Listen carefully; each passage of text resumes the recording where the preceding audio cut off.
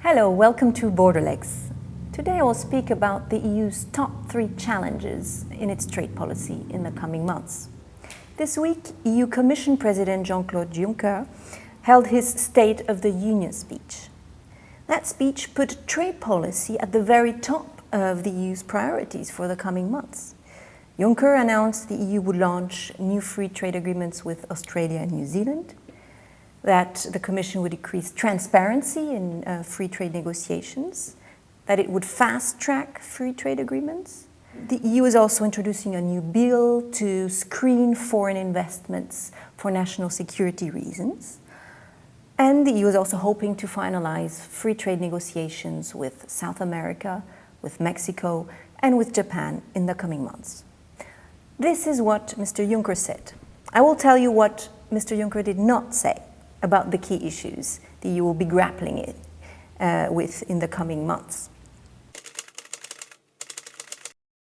The first issue is the future of the World Trade Organization.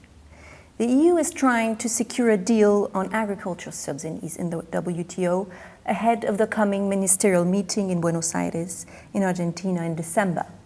There is great fear that there will be no deal at all to announce later this year, and that could further weaken the WTO. The new troublemaker in the WTO is the United States. Washington doesn't seem to want a deal at all in December, and Washington is also currently blocking the nomination of several appellate body members, sort of these higher court judges, in an already pretty clogged but still very trusted and respected WTO dispute settlement system. The WTO is going a bit of an existential crisis here, and behind the scenes, the EU is seriously worried about what's going on. So the other major file on the EU's plate is a current overhaul of the EU's trade defense legislation that helps it fight against dumped imports. The EU must comply with a commitment it made to China to stop using specific calculation methods as of December 2016. The EU missed this deadline. The so-called non-market economy or analog country method is not legal under WTO rules.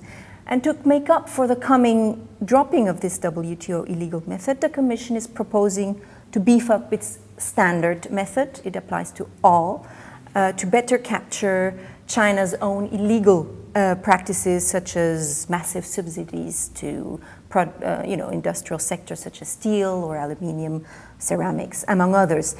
The EU's member states have come to an agreement over the new method, but the European Parliament, which needs to approve that new regulation, is clearly balking at any change. The Parliament has asked the Commission to reverse the burden of proof of dumping back to foreign companies. It is also asking the EU to include labor and environmental criteria in determining if there is dumping.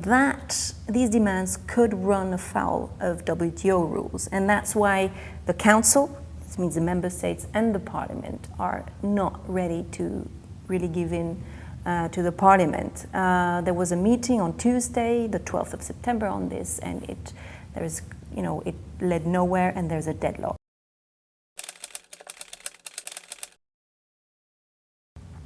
The third major challenge the EU is grappling is how to take back control, so to speak, of trade agreements. A recent ruling of the Court of Justice of the EU in Luxembourg over a bilateral free trade agreement with Singapore has offered the EU an opportunity to clean up its trade agreements. The EU's trade policy experienced near death when last autumn the small region of Wallonia, that belongs to Belgium, almost blocked the signature of CETA, a quite wide-ranging free trade agreement with Canada, which most member states want.